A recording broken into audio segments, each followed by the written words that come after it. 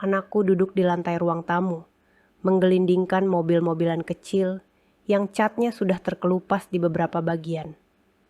Televisi menyala tanpa benar-benar ditonton, hanya jadi suara latar yang menutupi sepinya rumah. Di antara gumaman kecilnya, tiba-tiba aku mendengar dia tertawa dan berkata, pelan, seolah sedang menirukan seseorang. Halo, Tante Rani, ayah lagi di jalan. Nanti ayah telepon lagi ya. Mobil-mobilan itu berhenti, tapi jantungku yang terasa seperti baru saja dilempar ke lantai. Nama itu lagi. Nama yang akhir-akhir ini terlalu sering mampir di rumah kami tanpa pernah benar-benar masuk. Sebelum aku membuka seluruh kisahnya, silakan tekan like dan subscribe agar aku bisa terus membawakan cerita seperti ini untuk kalian. Tulis juga, dari daerah mana kamu menonton. Aku selalu penasaran dari mana saja kalian yang mendengar ceritaku malam ini. Suara tawa anakku masih terdengar sambil dia mengulang-ulang kalimat yang sama. Kali ini dengan nada yang dibuat-buat berat, meniru cara bicara ayahnya. Aku berdiri di ambang pintu dapur, tangan masih basah oleh sabun cuci piring yang belum sempat dibilas. Ada rasa aneh yang pelan-pelan merambat dari dada ke tenggorokan. Seperti sesuatu yang ingin keluar tapi tertahan. Nama itu, Rani, melayang di udara ruang tamu kami yang sempit. Menabrak foto keluarga di dinding. Memantul di antara kursi kayu dan karpet tipis yang sudah mulai kusam. Sejenak aku hanya berdiri, mematung, antara ingin pura-pura tidak dengar atau langsung mematikan televisi dan mengalihkan permainan. Kak, lagi main sama siapa? Tanyaku akhirnya, berusaha terdengar biasa saja. Anakku menoleh dengan polos, wajahnya berkeringat karena dari tadi meloncat-loncat di karpet. Ini, ayah lagi telepon Tante Rani. Jawabnya ringan, seolah itu nama yang wajar disebut di rumah kami. Tante yang suka bikin ayah ketawa di HP mah. Saat itu, rasanya ada sesuatu di dalam diriku yang mengerut. Bukan sekadar cemburu, bukan hanya marah, tapi campuran antara takut, malu, dan perasaan kecil yang terlalu sering kusingkirkan demi kata percaya. Aku tersenyum tipis, pura-pura ikut dalam skenario permainannya. Tapi pandanganku sempat melirik ke meja kecil di sudut ruang tamu, tempat suamiku biasa meletakkan ponselnya sepulang kerja. Meja yang akhir-akhir ini terasa seperti pusat dunia kami. Karena dari sanalah notifikasi-notifikasi itu berbunyi. Kalau kalian pernah berdiri di antara dapur dan ruang tamu sambil membawa piring kotor, tiba-tiba mendengar nama yang tidak seharusnya terlalu akrab di mulut anak kalian, mungkin kalian mengerti rasa yang menjalar di tubuhku sore itu. Rumah kecil kami tidak pernah benar-benar sunyi. Selalu ada suara sendok beradu, suara kipas angin tua yang berderik, dan suara kartun dari televisi. Tapi hari itu, di sela segala keramaian kecil itu, ada ruang kosong yang tiba-tiba menganga di dalam hatiku. Aku melangkah kembali ke dapur, menyalakan keran, dan melanjutkan mencuci piring. Sabun yang licin di tangan terasa seperti satu-satunya hal yang bisa kugenggam. Piring-piring itu saksi rutinitasku. Saksi betapa seringnya aku menenangkan diri dengan mengusap lemak dan sisa nasi sampai bersih. Seolah dengan begitu pikiranku juga bisa jernih. Tapi nama itu tidak hilang, justru semakin jelas. Rani, teman kantor, begitu kata suamiku. Cuma teman kantor. Begitu ia menjelaskan saat aku pertama kali bertanya beberapa bulan lalu, ketika aku melihat notifikasi pesan yang muncul berkali-kali di layar ponselnya. Waktu itu kami sedang duduk di teras, malam yang lembab dan lampu gang berkelip redup. Aku menyebut namanya pelan, bertanya tanpa niat menuduh, hanya ingin mengerti kenapa chat mereka begitu sering. Dan suamiku tertawa, menepuk tanganku, lalu berkata, "Kamu itu jangan kebanyakan nonton drama. Itu cuma teman kantor, sering satu tim kalau ada proyek." Dan seperti banyak istri yang ingin dipercaya, bahwa mereka juga dipercaya, aku mengangguk. Aku memaksa diriku untuk tertawa. Bilang, "Iya ya, aku aja yang kebanyakan mikir." Malam itu aku memilih percaya. Bukan karena hatiku benar-benar tenang, Tapi karena aku takut jawaban lain yang mungkin muncul jika aku bertanya lebih jauh. Sejak saat itu, nama Rani jadi seperti bayangan yang sesekali lewat di rumah kami. Bukan dengan wujud fisik, tapi lewat nada suara suamiku saat menerima telepon di depan rumah. Lewat deretan notifikasi yang membuatnya tersenyum kecil ke layar ponsel. Kadang aku mendengar tawa yang berbeda. Tawa yang bukan sekadar lelah bercerita tentang kerjaan, tapi tawa yang seperti ingin terdengar menyenangkan. "Kamu iri ya?" Begitu suamiku pernah bercanda saat melihatku memandang ponselnya terlalu lama. Padahal aku hanya sedang menunggu jam kirim foto untuk grup wali murid. "Iri sama siapa?" tanyaku. "Sama ponsel," jawabnya sambil tertawa. "Soalnya aku kayaknya lebih sering megang ini daripada megang kamu." Candaan itu mungkin terdengar ringan, tapi di dalam kepalaku, kalimat itu seperti gema yang lama reda. Dan kini, ketika anakku menyebut nama Rani dengan sangat lancar, aku bertanya-tanya. Berapa sering nama itu diucapkan di telepon, sampai tertanam di kepala seorang anak kecil yang lebih sering meniru daripada mengerti. Sore itu, setelah piring selesai dicuci, aku menyeduh teh manis untuk diriku sendiri. Gula pasir yang kutuang tidak kutakar, hanya kira-kira, seperti caraku menakar sabar. Kadang terlalu manis, kadang kurang, tapi tetap kuminum juga. Aku duduk di ujung meja makan, memandang ke arah ruang tamu. Anakku sekarang sudah beralih memainkan balok, membangun sesuatu yang ia sebut kantor ayah. Di atas balok-balok itu, ia menaruh satu mobil mainan dan satu boneka kecil, lalu bersuara, "Ini ayah, ini Tante Rani, ayah lembur, Ma." Aku menghela napas pelan, berusaha tersenyum. Ada keinginan untuk segera menghentikan permainan itu, bilang bahwa di rumah ini tidak ada tokoh bernama itu. Tapi aku tahu, yang harus kuurus bukan hanya permainannya, melainkan kenyataan yang membuat permainan itu lahir. Di dalam diam, aku mengulang-mengulang satu kalimat di kepala. Mungkin memang saatnya aku berhenti menyebut diriku lebay setiap kali perasaanku terluka. Karena kenyataannya, anak kecil tidak mungkin mereka-reka nama yang ia tidak pernah dengar. Dan kalau nama itu sudah sedekat itu dengan telinga dan ingatan anakku, berarti bagian dari hidup suamiku yang memakai nama itu juga sudah terlalu dekat dengan rumah kami. Teh di depanku sudah mulai dingin ketika suara dering ponsel memecah sore. Anakku spontan menoleh, matanya berbinar. "Ayah, ayah!" serunya sambil berlari ke meja kecil di sudut ruang tamu. Ponsel di sana bergetar pelan, layar menyala. Dari tempatku duduk, aku melihat sekilas. Nama yang muncul bukan Rani, tapi nama lain, nama partner kerja laki-laki. Namun entah kenapa, tetap saja ada perasaan aneh yang menempel di dada. Aku berjalan pelan ke arah ponsel itu, lalu mematikannya sebelum anakku menekan apapun. "Ini nanti ayah saja yang angkat ya," kataku lembut. Anakku mengangguk, lalu kembali ke baloknya. Aku menatap layar ponsel yang kini gelap, seolah di dalamnya ada dunia lain yang tidak sepenuhnya ku mengerti. Di tengah rumah kecil yang setiap sudutnya nyaris tidak pernah kosong, aku tiba-tiba merasa sangat sendirian. Bukan sendirian secara fisik, karena ada anak di depan mata, ada piring di bak cuci, ada cucian menunggu di kamar. Tapi sendirian dalam menanggung rasa yang tidak bisa kubagi ke siapapun. Karena setiap kali aku mencoba menyebutnya, jawabannya hampir selalu sama. "Kamu terlalu sensitif." Sore itu, di antara suara kartun dan suara jalanan di luar jendela, aku tahu satu hal. Cerita tentang teman kantor ini tidak lagi sekadar cerita di ponsel suamiku. Cerita ini sudah masuk ke permainan anakku, ke caranya menirukan, ke cara ia menyusun dunia kecilnya.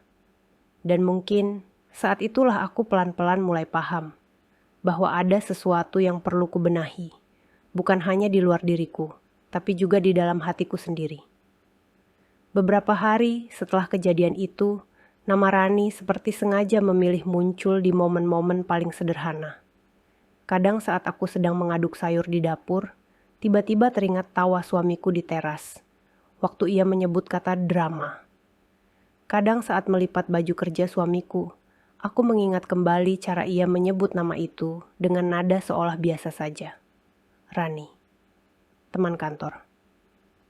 Aku mulai mengingat kapan pertama kali nama itu muncul, mencoba merangkai potongan-potongan kecil yang selama ini kulewatkan begitu saja. Waktu itu, beberapa bulan lalu, kami sedang makan malam bertiga di meja kecil kami yang hanya muat 4 kursi. Suamiku baru pulang agak malam, katanya habis ada rapat mendadak. Di meja, aku menghidangkan tempe goreng, sayur sop sederhana, dan sambal yang kubuat sedikit pedas untuk menghibur diriku sendiri setelah seharian lelah. Ia bercerita tentang kantor, tentang target yang naik, tentang bos yang makin sering marah. Lalu, di sela ceritanya, ia menyebut satu nama. Untung ada Rani. Dia yang bantu beresin laporan. Kalau tidak, aku bisa kelabakan, katanya sambil mengambil nasi lagi. Saat itu, aku hanya mengangguk, tidak berpikir macam-macam. Aku juga pernah bekerja sebelum menikah. Aku tahu rasanya punya rekan kerja yang kompak. Aku bahkan sempat menjawab, syukurlah kalau ada teman kantor yang suportif. Sejak saat itu, nama Rani muncul seperti bumbu tambahan di setiap cerita-cerita kecilnya tentang kantor. Tadi aku makan siang bareng tim, rame, ada Rani juga. Atau, tadi Rani bilang kalau klien itu memang ribet. Lama-lama, tanpa aku sadari, aku mulai hafal cara suamiku menyebut namanya. Ada nada yang berbeda, bukan terlalu mencolok, tapi cukup terdengar oleh telinga yang sudah lama tinggal satu rumah dengannya.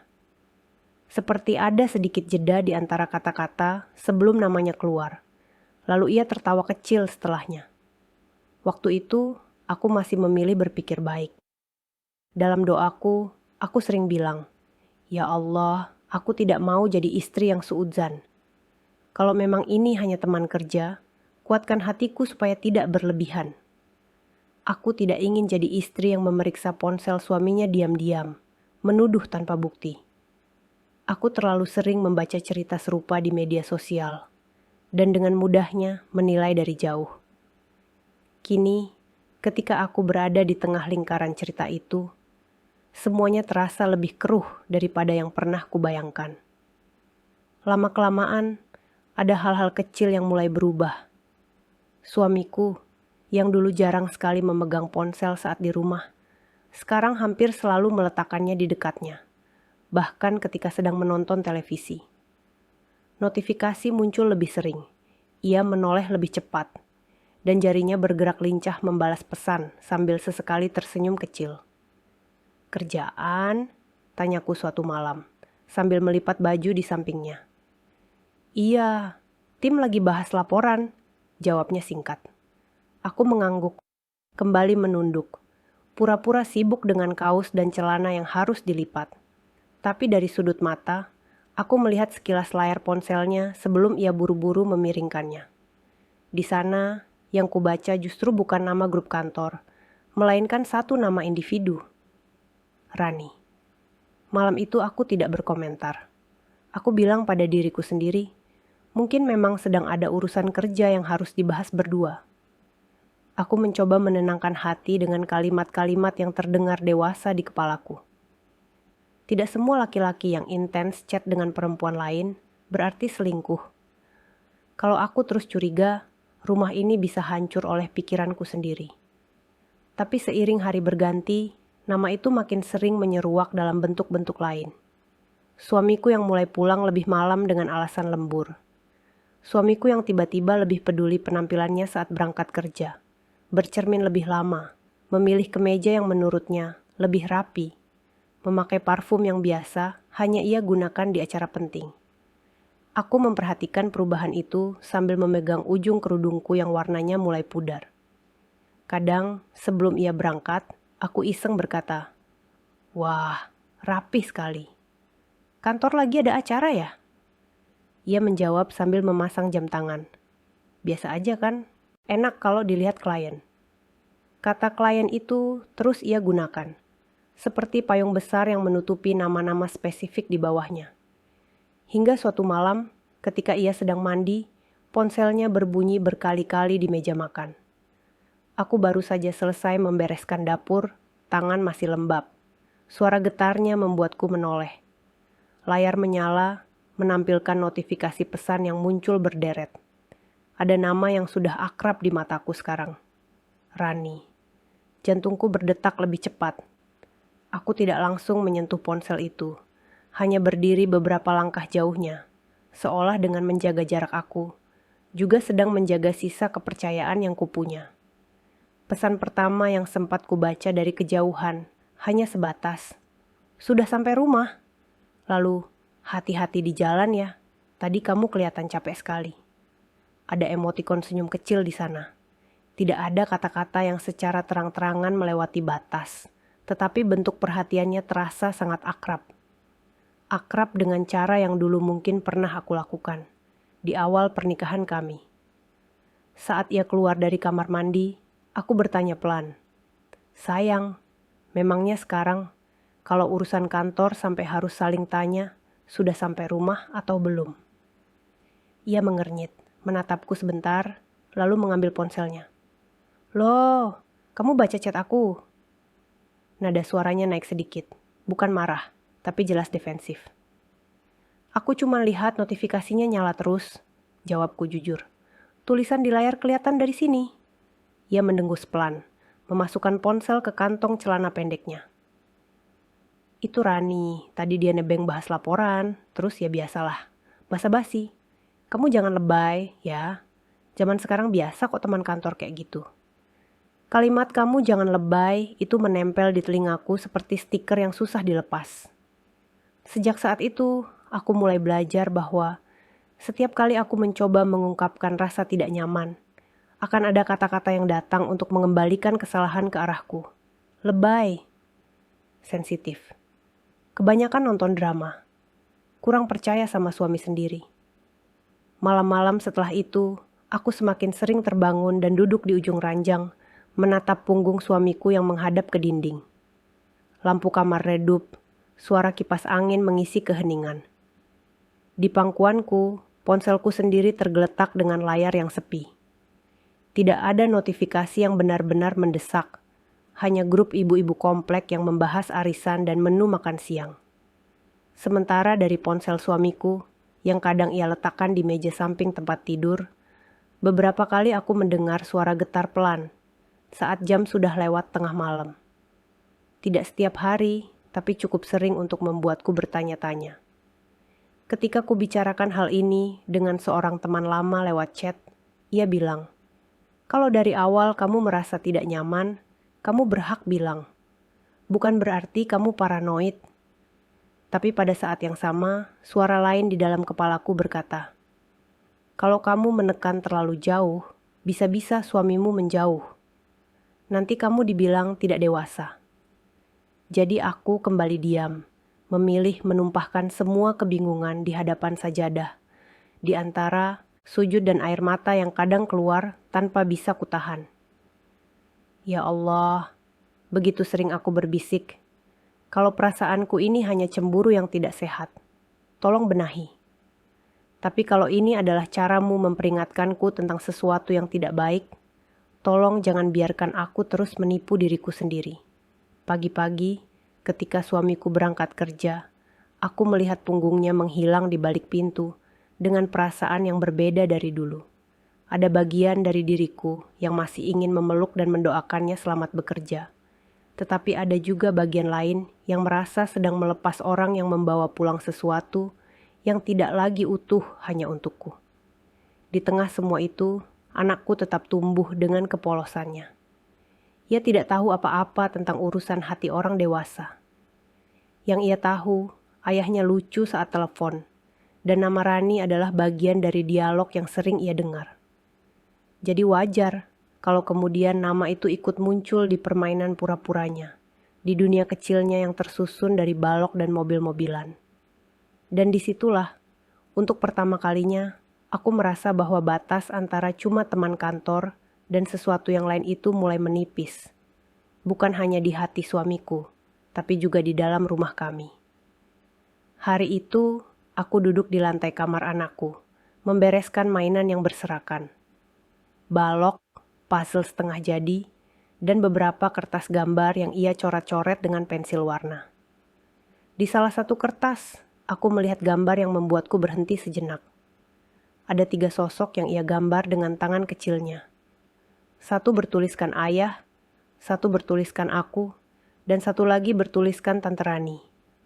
Mereka bertiga digambar berdiri berdampingan, dengan garis-garis yang mewakili tangan mereka yang saling terhubung. Di atas gambar, ia menulis dengan huruf besar yang belum rapi, "Ayah senang." Aku menelan ludah pelan. Dadaku terasa sesak melihat tulisan kecil itu. Aku bertanya dengan suara yang berusaha tenang. "Kamu gambar apa ini, Nak?" Ia mendongak dengan wajah polos, lalu tersenyum lebar. "Itu ayah, itu aku, itu Tante Rani." Tadi malam ayah telepon sama Tante Rani, suaranya ketawa terus. Anakku menunjuk gambar itu satu persatu dengan bangga, seolah sedang menunjukkan hasil karyanya di sekolah. Aku terdiam. Tadi malam, suamiku memang lama di teras dengan ponsel.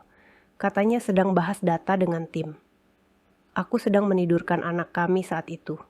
Mengira ia sudah terlelap lebih dulu sebelum mendengar apapun. Ternyata tidak. Anak kecil yang kupikir hanya tertidur karena lelah, rupanya sempat membuka mata dan mendengar tawa di seberang telepon. Tawa yang cukup kuat untuk ia abadikan dalam bentuk gambar. Malam itu, setelah anakku tidur, aku duduk di ruang tamu, menunggu suamiku pulang. Jam sudah lewat dari biasanya.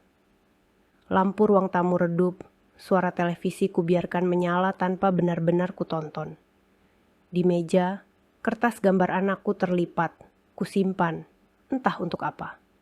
Mungkin untuk mengingatkan diriku bahwa sesuatu yang kusebut hanya rasa tidak enak di perut ini, ternyata sudah tertangkap oleh mata dan telinga seorang anak. Ketika suara motor berhenti di depan rumah, aku menarik napas dalam-dalam. Pintu dibuka, suamiku masuk dengan langkah lelah, menaruh tas di kursi. "Hai," ujarnya singkat. Aku menjawab pelan, "Kamu capek?" Ia mengangguk, lalu langsung duduk dan mengambil ponselnya, seolah itu bagian dari tubuhnya yang tertinggal di kursi. Beberapa saat kami hanya terdiam, suara televisi yang mengisi ruang. Aku mengumpulkan keberanian yang sejak tadi berputar-putar di dadaku. Aku tidak ingin lagi hanya menyimpan semuanya di kepala, tapi aku juga takut suaraku kembali dipatahkan. Akhirnya, dengan suara yang sedikit bergetar, aku berkata, "Aku boleh tanya sesuatu?" Ia mengangkat wajah, menatapku sebentar. "Tergantung," katanya, nada bercanda yang terdengar agak kering. "Tentang teman kantormu," kataku pelan. "Tentang Rani." Wajahnya berubah sejenak, lalu kembali datar. Ia menghela napas, lalu bersandar di sandaran kursi. "Kamu bahas ini lagi?" tanyanya. Aku mengangguk. "Anakku tadi menggambar kalian bertiga. Kamu, dia, dan Rani." Ia menatapku, seolah tidak mengerti. Aku melanjutkan. "Dia bilang semalam kamu telepon sambil ketawa terus sama Tante Rani." Aku tidak mau langsung menuduh macam-macam, tapi aku tidak nyaman. "Aku istrimu." Aku berhak merasa tidak nyaman. Ada jeda beberapa detik yang terasa jauh lebih panjang dari itu.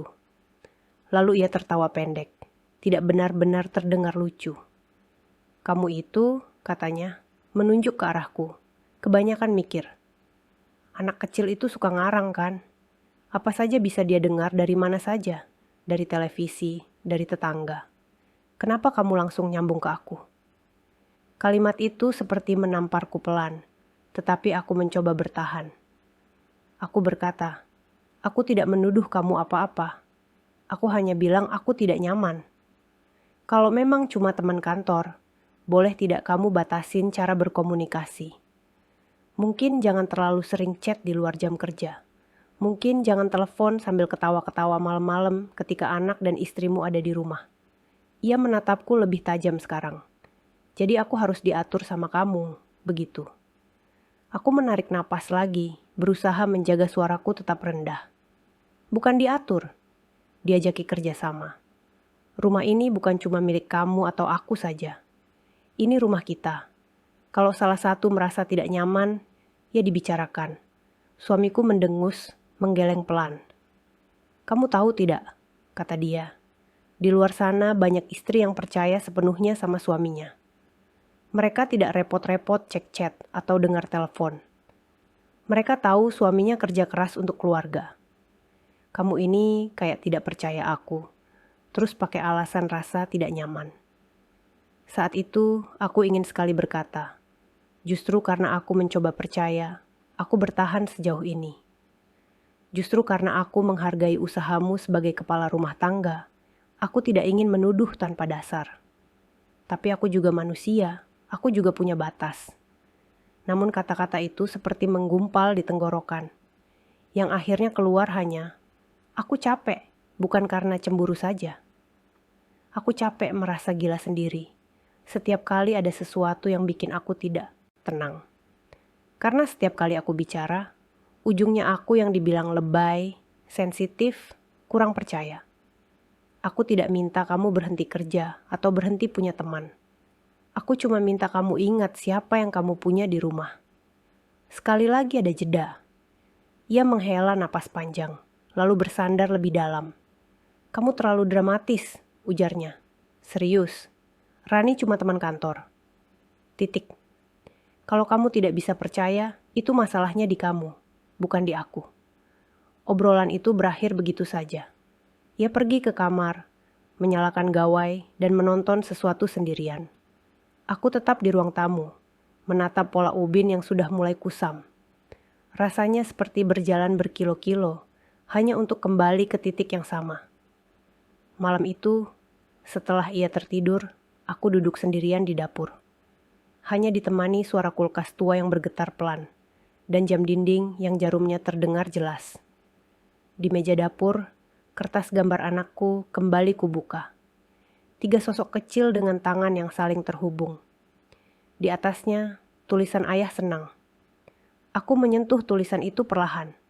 Dalam keheningan itu, aku akhirnya berani jujur pada diriku sendiri. Selama ini, setiap kali aku merasa sakit, aku langsung sibuk mencari alasan untuk memaafkan orang lain sambil mengabaikan diriku. Setiap kali aku merasa tidak nyaman, aku sibuk menyebut diriku lebay, sensitif, terlalu banyak nonton drama. Tidak pernah benar-benar kusebut bahwa mungkin rasa sesak ini adalah caraku sendiri untuk berkata cukup. Di sela lamunan, ponselku berbunyi. Sebuah pesan dari teman lamaku yang beberapa waktu lalu sempat kutumpahi cerita. Ia hanya menulis singkat. Kalau kamu terus dipaksa merasa gila setiap kali terluka, mungkin memang ada sesuatu yang tidak sehat di situ. Kamu berhak merasa tidak nyaman tanpa harus minta maaf berkali-kali. Aku menatap kalimat itu lama. Ada rasa disentuh dan ditampar bersamaan. Mungkin inilah saatnya aku berhenti bertanya, apakah aku lebay, dan mulai bertanya, apakah caraku menjaga diriku sudah cukup? Malam itu, untuk pertama kalinya, doaku sedikit berubah. Kalau sebelumnya aku selalu bilang, ya Allah, tolong buang prasangka di hati ini, kalau memang hanya perasaan burukku saja. Kali ini aku menambahkan kalimat lain. Dan kalau memang ada sesuatu yang tidak baik di antara kami, tolong beri aku keberanian untuk melihatnya apa adanya. Bukan hanya keberanian untuk memaafkan, tapi juga keberanian untuk menjaga diri dan anakku. Di luar, suara hujan tipis mulai jatuh di atap seng, mengetuk-ngetuk pelan. Rumah kecil kami terasa semakin menyempit oleh banyak hal yang tidak diucapkan.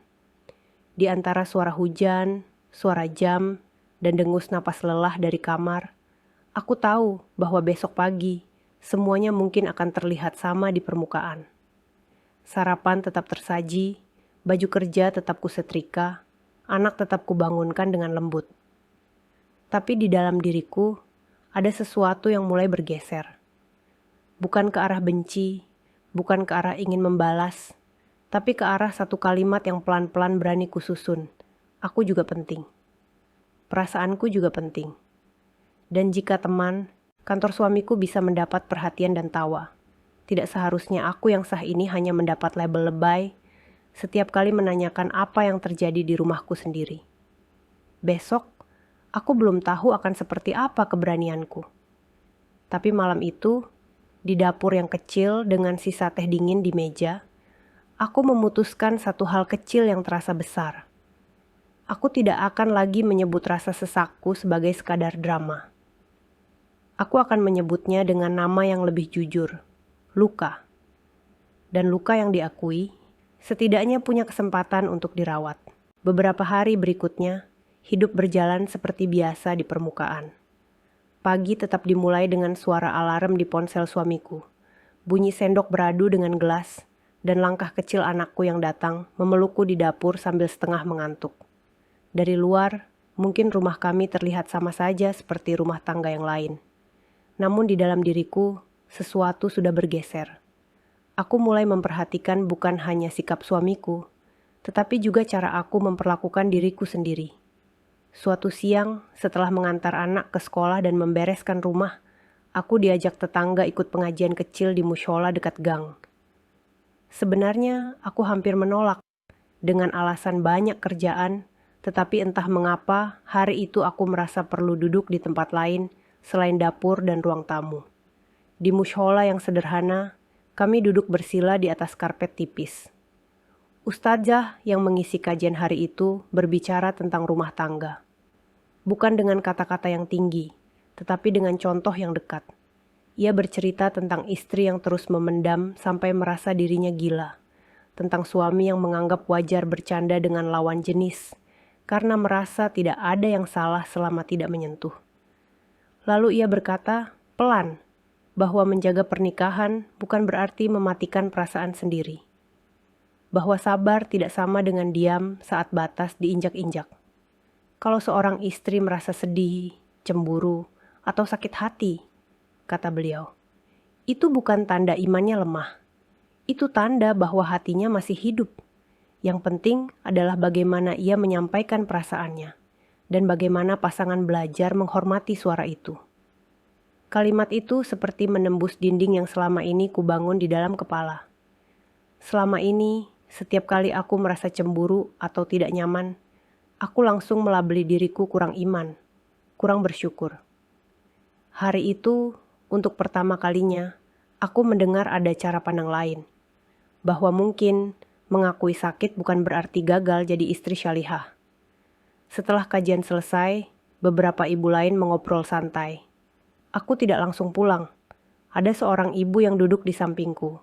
Wajahnya lembut, usianya mungkin sedikit di atas aku.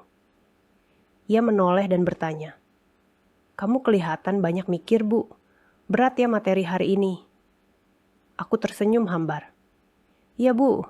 Seperti dengar cerita sendiri, tapi dari orang lain." Ia tertawa pelan. "Kadang Allah memang begitu caranya menyentuh kita," katanya. Kami mengobrol sebentar. Tanpa masuk ke detail, aku hanya bilang bahwa aku merasa sering dibilang lebay. Setiap kali perasaan tidak nyamanku muncul. Ia menatapku dengan mata yang penuh pengertian, lalu berkata, "Kalau kamu selalu diminta diam demi kelihatan sabar, lama-lama dirimu hilang. Padahal Allah tidak pernah minta kita beribadah sambil menghapus keberadaan kita sendiri. Pelan-pelan saja, tapi jangan lagi bohongi dirimu." Kata pelan-pelan itu menempel di kepalaku sepanjang jalan pulang. Seakan-akan Allah mengirimkan judul hidupku sendiri lewat mulut orang lain. Di rumah, aku duduk di meja makan dengan kepala yang penuh. Suamiku pulang sedikit lebih cepat hari itu, mungkin karena tidak ada lembur. Ia mandi, lalu duduk di ruang tamu sambil menonton televisi. Ponselnya tetap di dekatnya, seperti biasa. Bedanya, kali ini aku tidak hanya memperhatikan ponsel itu, tetapi juga memperhatikan keberanianku sendiri. Setelah beberapa saat, aku duduk di sisi kursi yang lain. Tidak terlalu dekat, tapi cukup untuk membuat kami saling berhadapan. "Aku mau ajak kamu ngobrol sebentar," kataku, suaraku pelan. "Kalau sekarang boleh." Ia mematikan televisi, mungkin karena menyadari dari raut wajahku bahwa ini bukan obrolan sepele. "Tentang apa lagi?" tanyanya, agak lelah. "Tentang kita," jawabku. bukan cuma tentang Rani. Ia mendengus kecil ketika mendengar nama itu. Tetapi kali ini aku tidak mundur. Aku menarik napas, lalu mulai bicara. Aku ceritakan bagaimana aku merasa setiap kali perasaanku disebut lebay. Setiap kali rasa tidak nyamanku dikembalikan, seolah-olah aku yang kurang iman. Aku ceritakan bahwa aku merasa seperti orang gila yang mempertanyakan kenyataan yang jelas di depannya sendiri. Aku ceritakan tentang gambar anak kami, tentang doa-doa di sajadah, tentang betapa aku tidak ingin jadi istri yang memenjarakan suaminya, tetapi juga tidak ingin jadi istri yang memenjarakan perasaannya sendiri. Aku tahu kamu kerja keras untuk keluarga, kataku. Aku tidak lupa itu. Tapi aku juga kerja keras menjaga rumah, menjaga anak, menjaga diriku. Dan bagian dari menjaga diriku adalah jujur ketika aku sakit. Ia terdiam, tidak langsung menjawab. Kali ini ia juga tidak tertawa seperti sebelumnya. Matanya menatap ke arah lantai, jemarinya memainkan ujung bantal sofa. "Kamu maunya apa sebenarnya?" tanyanya akhirnya. Bukan nada menantang, tetapi lebih seperti orang yang lelah. Aku berpikir sejenak. Dulu, mungkin aku akan langsung bilang, hapus kontak dia, atau jangan pernah telepon dia lagi. Tapi sekarang, setelah semua yang kupikirkan dan kudengar, aku tahu bahwa inti masalahnya bukan hanya nama perempuan itu. Intinya adalah batas dan penghormatan. "Aku ingin kamu jujur, dulu," jawabku. "Bukan di hadapan aku saja, tapi di hadapan dirimu sendiri dan Allah. Kalau kamu bilang dia cuma teman, apakah cara kalian berkomunikasi memang seperti teman biasa? Kalau perhatian kalian sudah sampai saling menyayangi dan menutup-nutupi dari aku, bahkan meski belum bersentuhan, itu sudah melukai." Ia menoleh, menatapku lama. Untuk pertama kalinya, aku melihat sesuatu di wajahnya yang bukan hanya defensif. Ada rasa bersalah yang berusaha bersembunyi, tetapi jejaknya terlihat di matanya. "Aku tidak selingkuh," katanya pelan.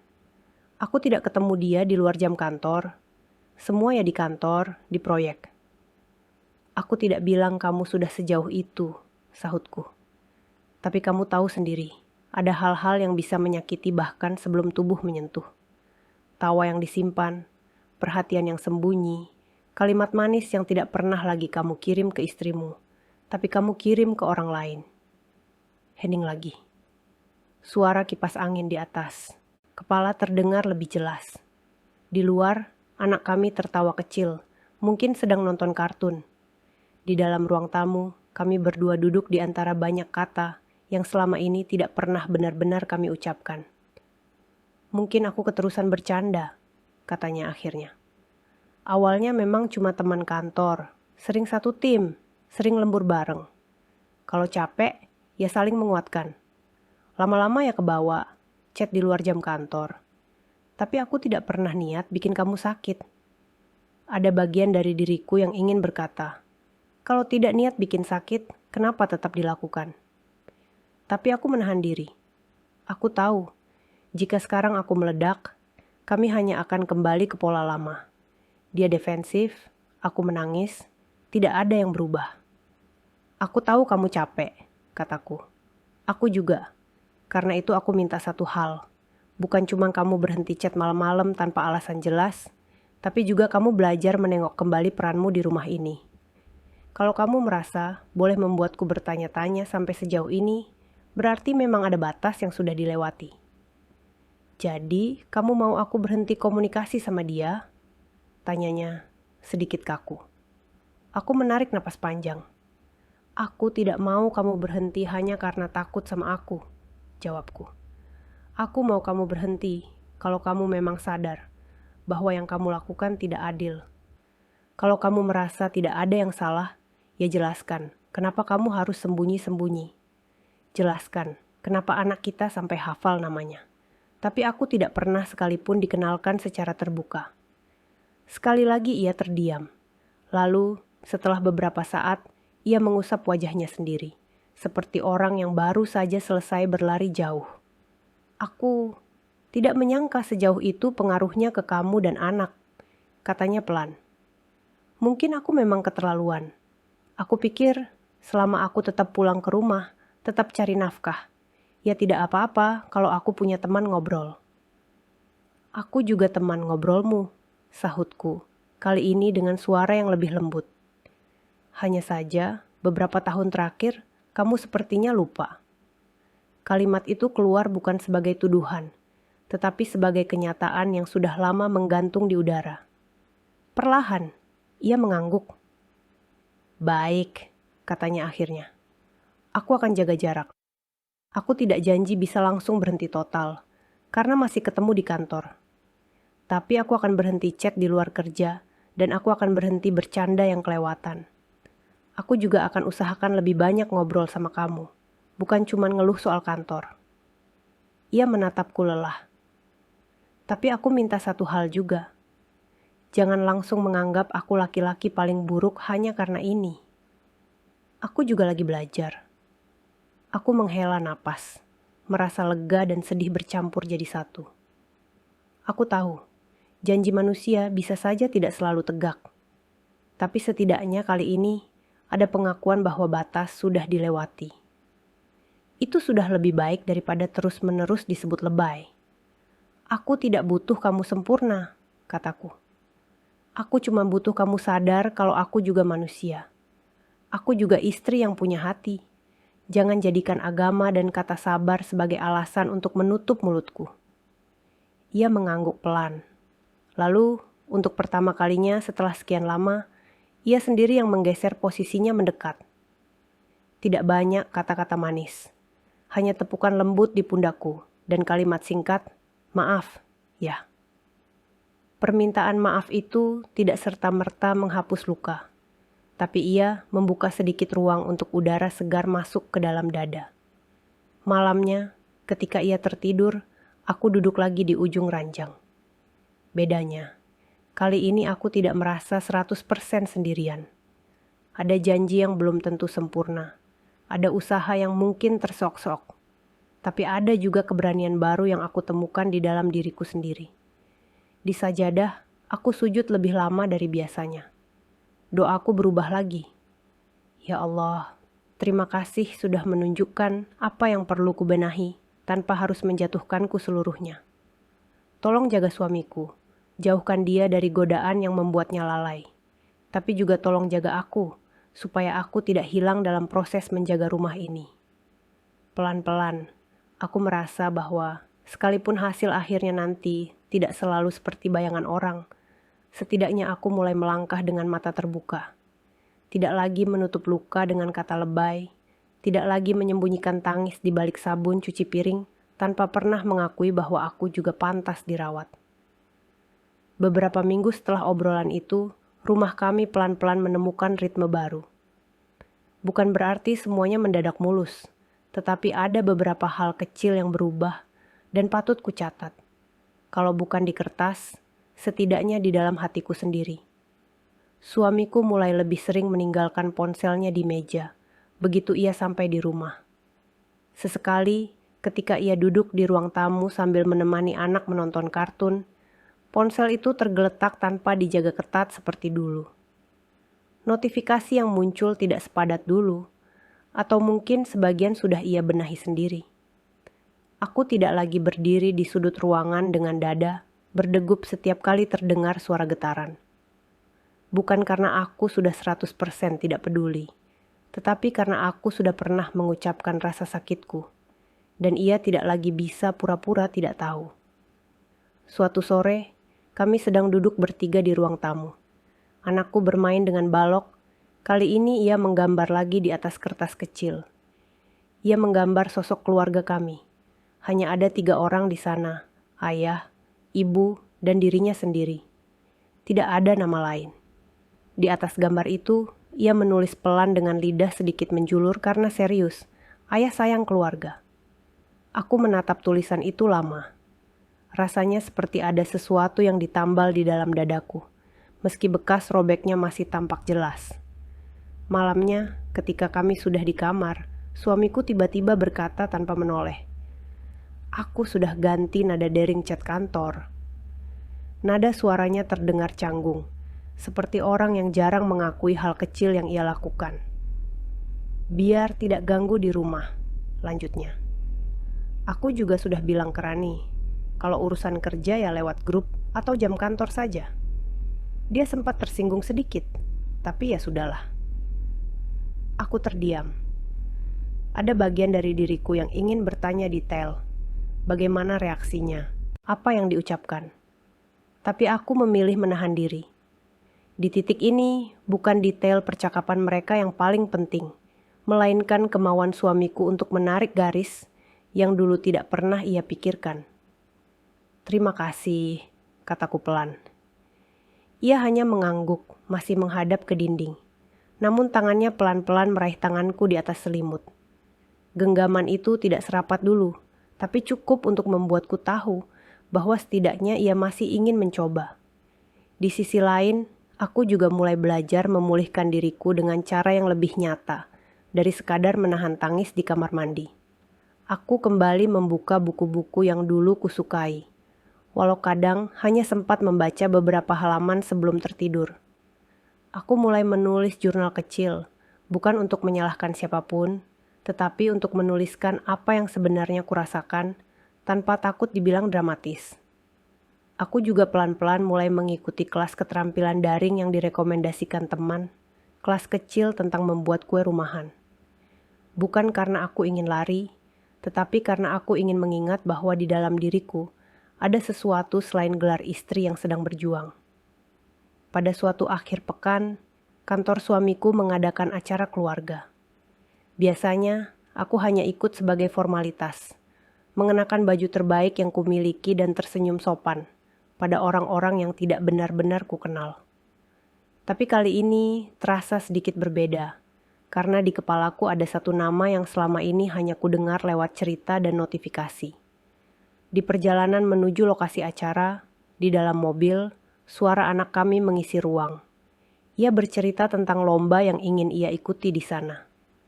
Suamiku menyetir sambil sesekali menimpali.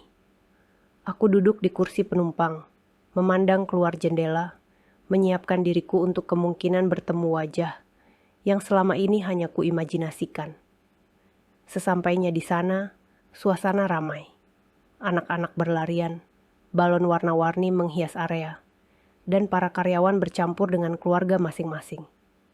Suamiku beberapa kali berhenti untuk menyapa rekan kerjanya.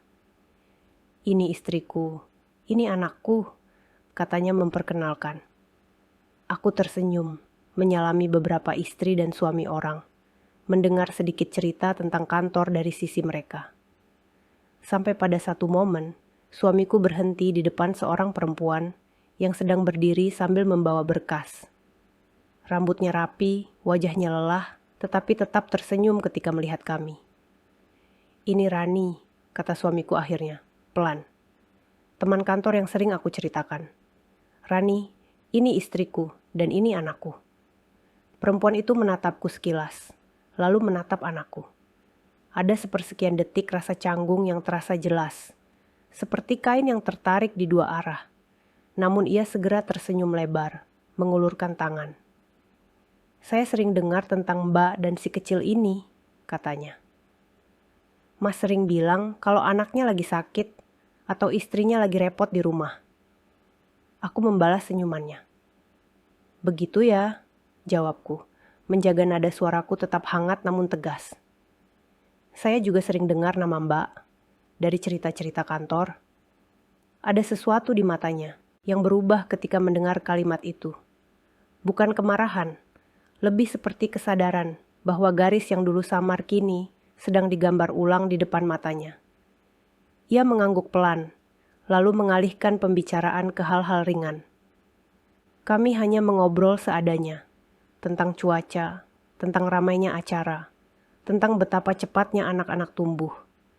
Tidak ada percakapan panjang, tidak ada adegan dramatis. Tapi bagiku, pertemuan singkat itu sudah cukup. Aku tidak lagi berhadapan dengan bayangan yang kubentuk sendiri di kepala. Aku melihat bahwa ia hanyalah manusia biasa, dengan cerita dan kelelahannya sendiri. Jika ada kesalahan yang terjadi, itu bukan hanya miliknya, bukan hanya milik suamiku, tetapi milik batas-batas yang dulu tidak pernah dijelaskan dengan jelas. Pulang dari acara itu, aku duduk di kursi penumpang dengan perasaan yang agak berbeda. Bukan lega total, bukan juga marah. Rasanya lebih seperti seseorang yang baru saja menutup buku yang lama menggantung.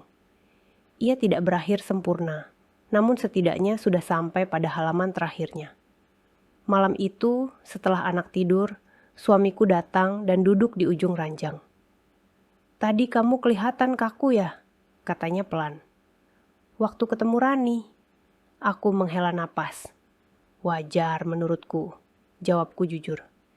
"Coba posisinya dibalik. Kalau aku yang sering chat sama laki-laki lain malam-malam, lalu anak kita hafal namanya, kira-kira kamu bisa senyum santai begitu?" Ia terdiam. Beberapa detik kemudian, ia menggeleng. "Tidak," katanya lirih. "Mungkin aku sudah marah besar." "Nah," sahutku lembut. "Bedanya, aku memilih tidak meledak supaya rumah ini tidak ikut terbakar. Aku memilih bicara pelan-pelan, tapi bukan berarti tidak ada api di dalam." Ia memandangku lama, lalu mengangguk. "Aku mengerti sekarang," katanya. "Entah kenapa baru sekarang kepikiran untuk membalik posisi. Selama ini aku merasa tidak salah karena merasa masih dalam batas wajar. Padahal batas wajar itu bukan cuma versiku saja. Ada banyak hal yang masih harus ia pelajari. Ada banyak hal yang masih harus kupelajari juga, termasuk cara mempercayai lagi tanpa menutup mata terhadap realitas. Tapi malam itu, kami duduk lebih dekat daripada biasanya, tanpa masing-masing sibuk dengan gawai di tangan. Obrolan kami tidak spektakuler, hanya tentang pekerjaan, tentang sekolah anak, tentang rencana kecil akhir pekan. Namun di sela obrolan itu, aku merasakan sesuatu yang dulu hampir hilang. Rasa bahwa aku diajak bicara sebagai teman, bukan hanya pendengar tetap keluhan yang tidak pernah boleh mengeluh balik. Waktu berjalan. Ada hari-hari di mana suamiku benar-benar berusaha menepati ucapannya.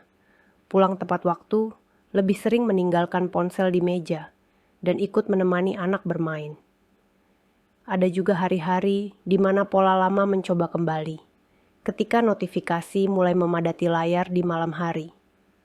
Di hari-hari seperti itu, dulu aku mungkin hanya memelototi punggungnya dari jauh, mengumpulkan amarah dan tangis untuk kubawa ke kamar mandi. Tapi sekarang, aku memilih cara lain. Suatu malam ketika notifikasi kembali ramai, aku duduk di sampingnya dan berkata, "Kalau kamu mulai merasa sulit menjaga batas, jangan diam. Ajak aku bicara. Aku lebih siap mendengar kejujuran yang pahit daripada hidup di atas kebohongan yang manis." Ia menatapku, tampak terkejut dengan kalimat itu. Lalu ia mengangguk pelan. "Baik," katanya. "Kali ini, kalau aku mulai goyah, aku akan bilang. Kamu juga, kalau mulai sakit, jangan tunggu sampai pecah." Di titik itu, aku sadar bahwa perjalanan kami masih panjang. Tidak ada jaminan bahwa semua akan lurus. Tapi aku juga sadar bahwa aku bukan lagi perempuan yang menyebut lukanya sebagai lebay. Aku adalah istri yang sedang belajar menjaga dirinya, sekaligus memberi ruang bagi suaminya untuk bertumbuh, meski pelan dan tersendat.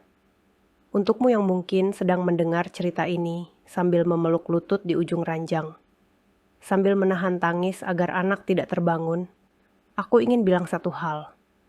Cemburu dan sakit hatimu bukan tanda bahwa kamu kurang sabar. Itu tanda bahwa hatimu masih peka. Sabar yang sehat bukan berarti diam ketika batas diinjak berkali-kali, melainkan berani bicara dengan cara yang tidak mematikan dirimu sendiri. Kadang, jalan keluarnya bukan selalu bercerai atau bertahan mati-matian. Kadang, yang Allah minta kita lakukan hanyalah satu langkah sederhana, tetapi jujur, mengakui bahwa ada yang salah, lalu mulai membenahinya pelan-pelan. Bukan sendiri, tetapi bersama Dia yang selalu mendengar, bahkan sebelum kita berani mengucapkan. Malam ini, ketika rumah akhirnya sunyi dan hanya terdengar dengus napas lelah orang-orang yang kita sayangi, mungkin kita sama-sama bisa menata satu doa yang mirip, meski dari tempat yang berbeda. Ya Allah, kalau rumah ini masih bisa, Kau jaga, jagalah. Kalau hati kami masih bisa, Kau lembutkan, lembutkanlah. Tapi di atas semuanya, jangan biarkan aku hilang dalam usaha menjaga orang lain. Ajari aku menjaga diriku di hadapan-Mu. Karena pada akhirnya, setia bukan berarti memejamkan mata ketika hati kita sendiri menangis, tetapi berani melihat luka apa adanya dan memilih merawatnya, meski dengan langkah yang kecil dan pelan.